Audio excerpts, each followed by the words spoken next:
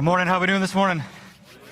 We're glad that you're here. Psalm 139, if you have a Bible, that's where we're going to spend our morning this morning. How many sports fans do I have in the room? How many specifically are like NFL, you like pro football kind of fans, okay? It'd be nice one day if we had a team to cheer for, but I get it, I still like to watch good quality football, but isn't it interesting how much our professional athletes in our country make to play a game? They make lots of money. Right? And typically their worth is based on their skill set. It's based on their ability or the specific position they play in their life. You see, there's other positions that are more valuable than others. And often in the game of football, for example, players make more money than the coaches, number one, but more specifically, the position you play actually matters. Specifically the quarterback position. And if you pay attention to pro football, you'll know this past week, a quarterback for the Arizona Cardinals signed a $230 million contract. Now that's a lot of money, just so we're on the same page. If that's you, we need a building, we need your help, okay? But just a public ask, it's just a small thing, But the truth of the matter is, no one makes more money than he does on the team because he's going to have the ball in his hands the most and what he's going to have to do. You see, his worth is tied to his ability, his skill set, and his position. The question is this: how much is your identity worth? How much is your identity worth? And what if you could leave here this morning actually having an answer to your worth as a human being, to your worth as a person? When we look at the world that we live in, it seems that our world has scales to dictate the worth of actual people. You see, how do we identify, how do we value, how do we view people? I think oftentimes we view people based on their skill sets or their employment or their race or their economical status or their social groups or neighborhoods, and we could go on and on that they live in. We could go on and on about different things and places that we find worth in. But isn't it interesting in our world that our worth typically comes down to what we do? You're defined by, the quarterback, your skill set, your ability, the position you have in our world defines who you are. And so this is also true and gives us clarity as to why we have celebrities in our country. Right? They offer us a skill set. So whether it's an athlete or someone who's an actor or an artist or a musician or a politician, right? All of it, all the value and worth comes down to what they actually give us. Now here's what also happens in our world. If you are valuable and you find your worth in the world based on what you do, the day comes and you can no longer do that. And you don't offer me what I need from you, therefore, guess what happens? Your worth absolutely plummets in our world. The value that you did have, the view that you did have, the identity that you did have is actually no longer true for you. Today, our heartbeat in Psalm 139 is I give you one goal. That would be for us to leave this morning with a greater view of God. Because of a greater view of God, it's going to have a profound impact on our hearts and on our lives. It's going to shape our worth and our identity. And so how much is your identity worth? Psalm 139 is where we're going to be this morning. And here's the first thing we're going to see in the first 6 verses, that God knows everyone, so you're fully known. Look at it with me. O Lord, you have searched me and know me. You know when I sit down and when I rise up. You discern my thoughts from afar. You search out my path and my lying down and are acquainted with all my ways. Even before a word is on my tongue, behold, O Lord, you know it altogether. You hem me in behind and before and lay your hand upon me. Such knowledge is too wonderful for me. It is high. I cannot attain it. Listen, as we look at Psalm 139 this morning, we need to know there's many verses here. We won't be able to do a deep dive into this text. We're going to kind of fly by it a little bit this morning. But the truth is there are multiple groups of verses. In fact, we see here there are 4 parts, and each part has 6 verses in it. And the pronouns I and me show up almost 50 times in this text. In some version of the word know, which is one of the key words, appears 7 times. In fact, in the verses we just read, we saw search and know and perceive and discern and knowledge all set the tone for what's taking place in this psalm. And so David wants to help you have a more accurate view of who God is. And so David wrote this psalm. The context is when he was king. And so here's what David's doing in the first 6 verses. David is speaking about God's omniscience. This means this, that God absolutely knows everything. And so what does it mean that God knows everything? Listen, it means this, that God doesn't just know about you, but God fully knows you. He knows every part of who you are. I mean, look at what David said in the verses that we read. He says, "You search me and know me. God, you know me. You know when I sit down and when I rise. You discern my thoughts. You know the words I say before I say them." And you look at verse 4 and it says, "You know it all together."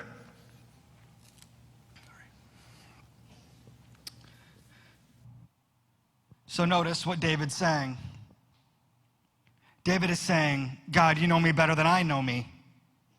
So that means for you and I, David is telling you this, that God knows you better than you actually know you. David is saying, God, you fully know everything about me. Every moment I've lived, you know every thought, you know my public life, God. You know everything I do in private. It's all laid bare before you. You see it all and know it all. In other words, we could say this, there is nothing you think or do that God does not know. Is that encouraging or is that frightening? He knows everything. So what does that mean? Listen, it means that God is omniscient. And so what does it mean that God is omniscient? It means this, that he possesses perfect knowledge. Do you realize that God does not have the ability to learn? There's nothing he doesn't know. He doesn't learn from anyone or anything. He knows all and is all. He's the one, he has all perfect knowledge. Now you and I, we learn all sorts of things every week. I think and every day we're learning more and more things. We're growing in our knowledge and understanding of everything in this world. But here's the thing about God, he's known it all. He's never learned a thing. He sees all as it actually is. So think about what that means. He knows all that can actually be known. And if he had to learn, that means he would cease to be God. So God never discovers. Have you thought about that? He never discovers. He never wonders. He's never amazed. He's never surprised by anyone or anything. He knows everything as it is. And so David says this in verse 6, "Such knowledge is too wonderful for me. It is high, I cannot attain it." Here's what David's saying. God, you and I are not the same. You and I, God, we are not the same. You are significantly greater in every way, in all capacity, than I am as a man. And so David is saying this. He's realizing that he's fully known by God, and what that's producing in him is this awe and wonder of God. He's blown away by this God who knows everything about him. That God knows him better than he actually knows himself. God knows everything, David's saying. God and I know very little. You see, it's amazing what God actually knows. And so here's the truth. Does God's knowledge of you personally, does that blow you away? There's a story, a text in Matthew chapter 7 that says this. We'll look at it together. In Matthew 7, 21 through 23, Jesus says, "Not everyone who says to me, 'Lord, Lord,' will enter the kingdom of heaven, but the one who does the will of my Father who is in heaven. On that day, many will say to me, 'Lord, Lord, did we not prophesy in your name, cast out demons in your name, and do many mighty works in your name?' And then I will declare to them, 'I never knew you. Depart from me, you workers of lawlessness.'" Now let's make a couple observations about what we just read. The first is this, is not everyone's going to get into heaven. You understand that, right? Not everyone's going to get into heaven. Not everyone's going to get in. And every one of us is going to be asked, why is it that we should gain eternity with Jesus? And notice what we just read, what most, if not many, are going to talk about. They're going to talk about what they did for God. God, did we not prophesy in your name, cast out demons in your name, do many mighty works in your name? Like what would our city actually say? God, did we not perform well? God, we were raised in a Christian family. God, I was born and I was spanked and I knew you. Like that's how it was in West Michigan, right? God, I was baptized as a baby or I was baptized as an adult. God, we're a part of a church. God, we give 10% of our money to you, back to mission of some sort around our world. Look at all these things, God, I've actually done for you. God, we've done all these good moral things. Hey, church, when you stand before the Lord and you're asked that question, let me give you a little insight. Please don't talk about you. Please don't talk about you. Instead, what you should do is fall down on your face before the Lord, and you should say, Jesus, the only reason I would ever get in, and this is a begging and a pleading, is because of you and you alone. There's nothing I bring to the table that'll ever lead to me getting into those gates. It's your call. It's your decision. But the question I have as I read Psalm 139 and I read Matthew chapter 7 is in Psalm 139 it says that God fully knows us. Yet we get to Matthew 7 and God says, I never knew you. Like what's actually happening here in the text is actually very incredibly important for you and I this morning. So yes, we should not talk about ourselves. We should say it's because of him. But the question is, this is not about who God knows. This is about who you know. And so God can fully know you. That doesn't benefit you at all unless you actually know him. And that's where things fall apart in our world, right? Because if you don't know him, there's a huge disconnect. And so here's what Jesus will say. He'll say, listen, there's no relationship between you and I. Yes, I fully know you. I know everything about you. I know you better than you know you. The problem is you don't actually know me. Do you know the God who knows you better than you know you? Listen, that screams worth in our life, that God fully knows you. He fully understands you.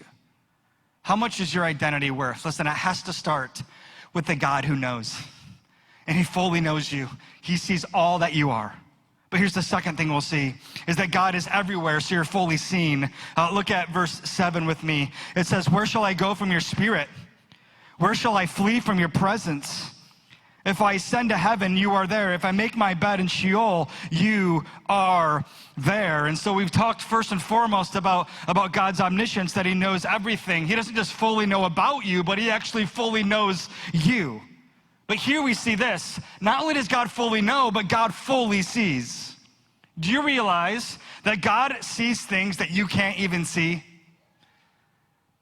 He sees things that you can't even see. He sees things that you don't want to see, and he sees the things that you don't want him to see. Like he sees it all. We're always laid bare before him, right? Like he sees and he knows and he understands it all.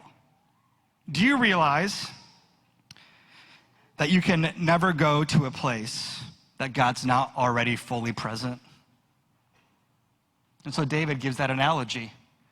Hey, God, if I put on my running shoes and I try to go and run away from you, he says, where can I go? He says in verse 7, from your spirit. Where can I flee, God, from your presence? And so he gives us this analogy, these two extremes to communicate God's omnipresence, because wherever I flee, God, you are actually there. If I go up to the heavens, you are there. If I go down and down and down and low and low and low, God, you are there. You are actually present. Wherever I go, God, you are. The highest place I go, you are there. The lowest place I go, you are there. Most of you know that my family, we have 3 adopted children, and they all experience different levels of trauma in their life. And because of that, we have a few little indoor security cameras in our home. One of them's in the hallway down all the kids' bedrooms. And what's interesting is what they think the camera won't catch. You know what I mean? And I try to tell our kids that the camera sees all and the camera knows all, right? And so they'll try to sneak and they'll try to crawl like they're on the floor, like they're underneath the camera. My oldest will try to sprint across the hallway, like somehow he's faster than the camera. I'm like, son, the camera sees all and the camera knows all, right? You're fully known and fully seen. This is what David's saying. If we jump down to verse 9, he says, if I take the wings of the morning and I dwell in the utmost parts of the sea, even there your hand shall lead me and your right hand shall uphold me. If I say, surely the darkness shall cover me and the light about me be night, even the darkness is not dark to you. The night is bright as day, for darkness is as light with you. He's like, okay, so if I go up, you're there. If I go down, you're there. If I go east, God, you're there. If I go west, God, you are present and you are absolutely there. He's everywhere. He sees all. He absolutely knows all. But did you catch verse 10? David's confession, your hand shall lead me and your right hand shall uphold me. Listen, this is not just about God being present with you wherever you want to run. This is about when you run to a specific destination, God is still there waiting for you. Wherever you want to go, he is. Wherever you run, whether it's pursuing light or it's pursuing darkness, God is with you. His presence is absolutely there. He's a God who's absolutely for you, and he's already waiting for you. He's with you while you run, and he's waiting for you in the destination for you to arrive. To do what? To actually guide and protect us, according to verse 10. Your hand shall lead me. Your right hand shall hold me. You see, even when we want to run away from him, he's going to pursue you, friends. And this is the truth of the good news of Jesus, of the gospel, that even when you run, he is coming after you. And when you try to run far away from him, he's just going to meet you in that place. And he's going to guide you. And he's offering to protect you. He's waiting for you because he's a God who's present with us. We can talk about God from morning to evening, from dawn to dusk. He will direct you and protect you. That means this. Think about the dark places that we can run. Ever run to a dark place spiritually before? Ever been in a dark place spiritually before? Here's the truth of what this text is saying. There's no dark place that you can live and stay that he can't light up. He's not intimidated by darkness. He's the God of light. And he knows all and he sees all. And what he does is he uses his light to expose the darkness in our hearts, to reveal where we're trying to find, we're trying to find value and worth in this world. And he wants to help you understand that what you want is only found in him. And the search can actually end. God fully knows you. He fully sees you. And he'll expose you to change you. So how much is your identity worth? Well, we know this so far, that our God fully knows you.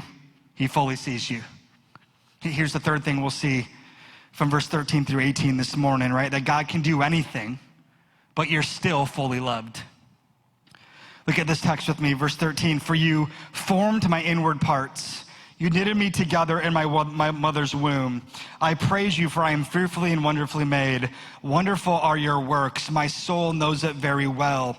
My frame was not hidden from you when I was being made in secret, intricately woven in the depths of the earth. Your eyes saw my unformed substance. In your book were written, every one of them, the days that were formed for me, when as yet there was none of them. How precious to me are your thoughts, O God. How vast is the sum of them. If I would count them, they are more than the sand. I awake and I am still with you. Listen, God's omniscience and omnipresence is all tied to his omnipotence in God's intimate and personal way. And so how in the world is God's power displayed in our hearts and our lives this morning? This is an important question. How have you experienced God's power in your life? Let me be honest with you. This text is telling us something very clear, that every one of us have experienced God's power since conception. Are you hearing that? Since conception, God's power is experienced womb to tomb. And there are key phrases, very unique phrases in this psalm. Look at it again. You see some of those phrases. You formed my inward parts. You knitted me together. I am fearfully and wonderfully made, intricately woven. And so what does God's omnipresence declare about his value and your identity to him? Here's what it declares. It declares this, that God fully loves you. That God's care and God's concern for you did not start the moment you came out of the womb, but it started when you were in the womb. It started at conception. You have a God who fully knows you, he fully sees you, and he fully loves you. He's active. His power is present in the womb for those he loves. You see, once we were born, here's the bad news, is that we rebelled against this God who fully knew us and fully saw us and fully loved us. But the beautiful part is this: even after we rebelled against him, he still pursued you. And he's still pursuing you. Why? The answer is because he fully loves you, and he fully knows you, and he fully sees you. Listen, are you blown away that God does not treat you based on what he knows about you? That's called justice. And that would be right and fair of God, to treat you in a way based on what he knows and based on what he sees. And so the thing that's the crazy takeaway for me from Psalm 139 is, based on what he knows and based on what he sees, he still chooses to love. That's crazy. Because what he's seeing is a people who've rebelled against him over and over and over again. Oftentimes, we don't care what he thinks or what he wants. And here's what he says: I still want to know you. I still want you to know me. I still desire relationship and friendship with you. I'm waiting for you. He's kind. He doesn't treat you based on what he knows. Isn't it wild that God's love for you is really based on who he is? You see, God's made a decision about you before you were even conceived. He's made a decision about you, that he's a God who's for you. Look at verse 16 with me. Your eyes saw my unformed substance. In your book were written, every one of them, the days that were formed for me, when as yet there was none of them, he says. Do you realize that God's care for you started before your mother even realized she was pregnant? That's how involved he's been with you. That's how involved he's been with you. God is present in the womb.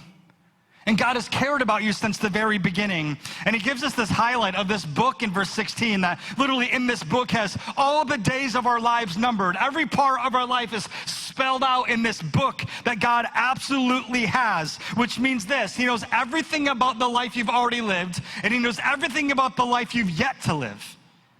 He sees it all, he knows it all, and he loves you. Here's the point: your days are numbered, but your days were ordained by the Lord.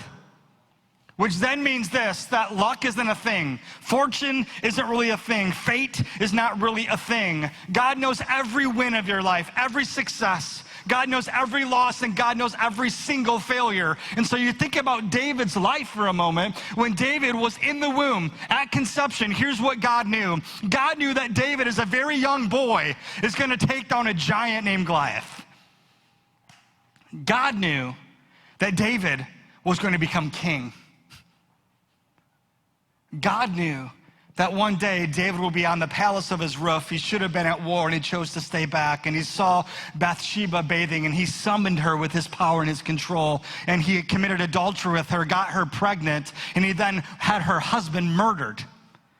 God knew it. God saw it. And here's the crazy part: God knows all of your life too.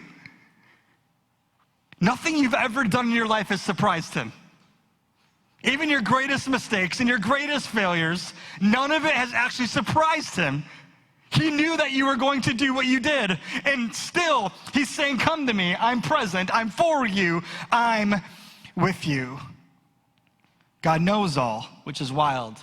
Yet, God loves to the full. He loves things about you that you don't love about you. Maybe you look in the mirror like, I don't like how I look. Here's the thing: God loves how you look. God created you exactly as he wanted you to be. He's preaching and speaking worth into your life. So let me be clear. Psalm 139 declares with great clarity, friends, that God is pro-life. That our God is pro-life. And by the way, science backs up David's statements. And being pro-life, just to remind you, is womb to tomb. Let me give you a little rundown. At conception, at week 1, the eyes, the mouth, the jaw, and the throat start to develop in a baby. At week 4, heart beats 65 times a minute. At week 8, the ears, the fingers, the toes, the nervous system, digestive tract, bones are formed. In fact, at week 8, 90% of adult body structures are present. Week 10, gender differences are apparent and yawning occurs. Week 11, the nose begins to develop a bridge, and one of my favorites, taste buds start to form on the tongue. Week 14, the face continues to develop along with tooth development. Week 17, the vast majority of neuron multiplication in the brain is complete and fingernails are formed. Week 20, which is one of the most amazing things to me, is that eyelids and eyebrows are formed. This slit right here declares there's a creator. Week 28, a baby responds to sound, pain, and light. Week 32, a baby can see and hear. Week 36, reflexes blink and can gasp firmly. In week 40, your baby is ready to meet the world.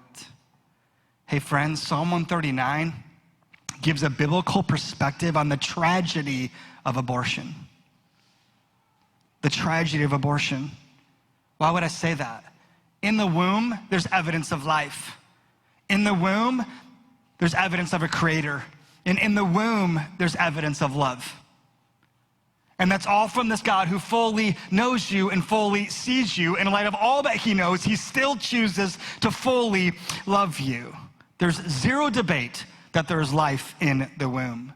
In January 1973, the U.S. Supreme Court decided on an infamous case that became known as Roe v. Wade. And Wade was a district attorney in Dallas County in Texas. And Roe was a cover name for a woman named Norma McCorvey. And she wanted to have an abortion. And so the lawsuit went all the way to the Supreme Court. It was decided on a 7-2 vote that abortion should be legal in our country. And so for over the last 50 years, friends, over the last 50 years, our nation has aborted over 63 million babies. Let that sink in for a minute. 63 million babies. In 2019, 19% of our babies were aborted. Only 9 countries have a higher abortion rate than America. And we have extreme cases of incest and rape that have led to less than 1% of all abortions in our country. You see, in our country, the rapist might be put in prison, but the baby has to give its life up. Isn't it wild to you? It is to me that we live in a country that values the life of pets and animals more than humans. I don't know if you know this, but there are unlimited reasons for you to have an abortion. There are very few for you to have the rights to kill an animal. So here's what we've done in our country. We've taken what God values and is created in his image, and we've lessened the importance of that, and we've elevated what's not being created in God's image to being most important. That declares we need Jesus, that we need a rescuer. And if you look at all the surveys as to why many women have chosen abortion, you'll see that many of every list, there's reoccurring answers that are all the same.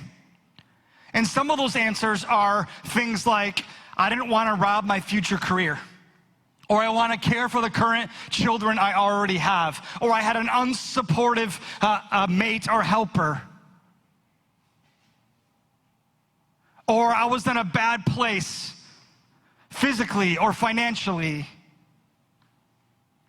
And those things could be very true, but can I just make the observation that the reason abortions are happening at a high rate in our country is most likely because of convenience. Those are convenient stats. They're convenience. And so let me be clear. Let me make the observation that abortion and the gospel of Jesus Christ communicate worth in 2 different very ways. You see, abortion says this: you lay down your life for me. And the gospel of Jesus says, I will lay down my life for you. That's a totally different message in our hearts and in our world today. So that means this, friends, that abortion is not just a political issue. It's not just a moral issue. It is a gospel issue. Why? Because from the womb, Psalm 139, we learn of a God who loves. He loves deeply. And so on May 3rd, 2022, the Supreme Court somehow leaked a report that Roe v. Wade might be overturned. I don't know if you remember, just a few months ago, that caused an uproar in our country. And I remember seeing these rallies happening all over our country. One, I think, was in Washington, D.C. I watched it unfold on Twitter as these two sides were going at it, pro-choice and pro-life. And the camera zoomed in on these two women that were having a discussion, more yelling at one another. And the one woman was pro-choice, and she says, "What about rape?" she yells to the woman who was pro-life. And the woman who was pro-life said, "My mother was raped, and I'm glad she had me." That moved my heart. That spoke to me. And then on Friday, July 1st, 2022, the Supreme Court voted to overturn Roe v. Wade. Hey, church, I think that's something to celebrate. What do you think? Yeah.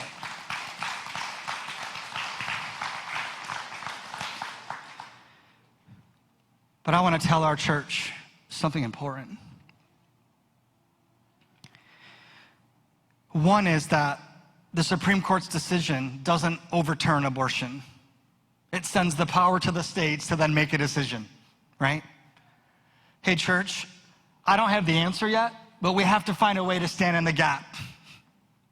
And it has to be more than being on social media and having an opinion. We have to engage with the Church of Jesus Christ for life. And so I don't know all the answers to what that means, but we have a responsibility as Redemption Church to stand in the gap. And I don't know what that means for you, if that's becoming respite care for someone who's a foster parent, or being a foster parent, or adoption. Listen, we have room in our homes. We can make it work. And so what are you going to do? And I would say this, we're not all called to be involved in the same way, but we're all called to be involved. And so I'm not sure what the answer is, but we need to put our minds together to think of it, that we have to do more than just stand on the sideline and scream. We have to engage, because we're talking about babies that were created in the image of God by a God who fully loves. I think one of the most important questions we can ask out of a conversation like this so far is, what do I do if I've had an abortion? And I want you to know this, that God fully knows you, He fully sees you, and He fully loves you. You can never out-sin the cross. The grave is empty. You have a God who loves you and wants a relationship with you. And the amazing part of the story of Roe v. Wade is that Norma, who was Roe, the cover name for Roe, actually came to know Jesus later in her life. And she became a spokesperson speaking out against abortion. And I think that's a wild story, that a big case, right, that's been dominating our country for the last 50 years, the woman who wanted to get the abortion was then the same woman who's saying on the backside, like, hey, listen, this isn't how it's supposed to be. Now, I don't think she ended up having the abortion because she didn't have permission. She put her daughter, I think it was, up for adoption, and later they actually had a connection. But here's the point. The point is this, is that God can change every heart and every soul. You have a God who loves you deeply. Look at verse 17 and 18, and it says, how precious to me are your thoughts, O God. How vast is the sum of them. If I would count them, they are more than the sand. I awake and I am still with you. So here's what David's doing. David is saying, God, your thoughts are so precious to me. They literally blow my mind. And so what we see in Psalm 139, friends, is how invested God is to you, how committed He is to you. He's so invested to want to encourage you and to help you in your heart and in your life. A God who fully loves you after fully knowing you and fully seeing you. Our gospel takeaway this morning is this, is that your worth matters to the God who is present in the womb, yet also victorious over the tomb. Hey, church, your worth is what someone's willing to pay. And so in the gospel screams, you matter. From the cross, Jesus screams, you matter.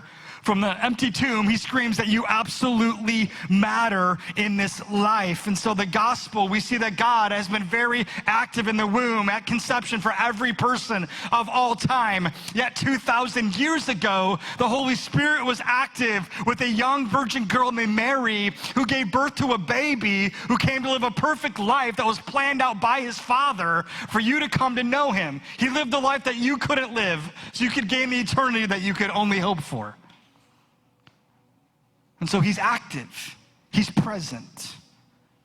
He's declared that you've mattered for all eternity. And in verse 19 through 22 of this text, there's a lot of strong language for those who oppose God.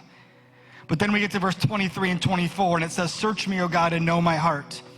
Try me and know my thoughts, and see if there be any grievous way in me, and lead me in the way everlasting." You see, here's what David's saying with the part about hatred in there is that I don't want to be like them, God. So we see David saying in verse 1 and verse 24, God, search me and absolutely know me. God, examine my heart, examine my thoughts, examine my ways. God, don't hold back. God, tell me how it is. God, tell me what you actually see in me. I think David's saying, God, can you tell me again that you love me? God, can you tell me again, in light of all you know and all you see, that you still love me? God, tell me again. He wants it on repeat. Tell me over and over and over again my value, my identity, my worth to you, Lord. So friends, I tell you this, for the 100th time this morning, that God fully knows you. He fully sees you. And in light of what he knows and sees, he declares this over your life, that he loves you. And so in every other seat this morning, we put a little self-assessment test. Sorry it's huge like that. We actually had them printed out. They didn't make it here in time. And so we'll have a bunch more of these around if you want them in the future weeks. But here's what's important. If God fully knows us, I think what's helpful for us is to continue to grow in what God actually knows about us. Right? And so it's important for us to take self-assessment as a leader, as a husband, as a wife, as a father, as a mother. Like, this is a tool that'll help you assess every part of your life. And so we'd like to give it to you. One of our friends named Rick Duncan is the maker of this. And we'd love for you to be able to use this to assess things in your life, all parts of your life this week. And so take some time to be able to do that, because here's the goal. The goal is for you to see a God who knows, for you to understand this God that sees, and for you to understand this God that loves. Let's pray. Jesus, I want to thank you for your love for us and your commitment to us. I want to thank you, Lord, that you're present with us at conception all the way for eternity if we know you. That your commitment to us, God, is unbelievable. And Psalm 139, Lord, declares of a God who loves deeply, who's involved. And so I just want to say thank you for loving us. That none of us here deserve it. That every one of us has rebelled against you. But Lord, you're kind and you're patient with us. So thank you for that. Thank you when we choose to run from you, you meet us in the darkness. And the light of your gospel blasts up that area, lights it up, and draws us back to you. Thank you for your faithfulness in our life, Lord. Thank you for who you are. Lord, you are the God that we need, yet the God that we don't deserve. And so because of that, we love you, Jesus.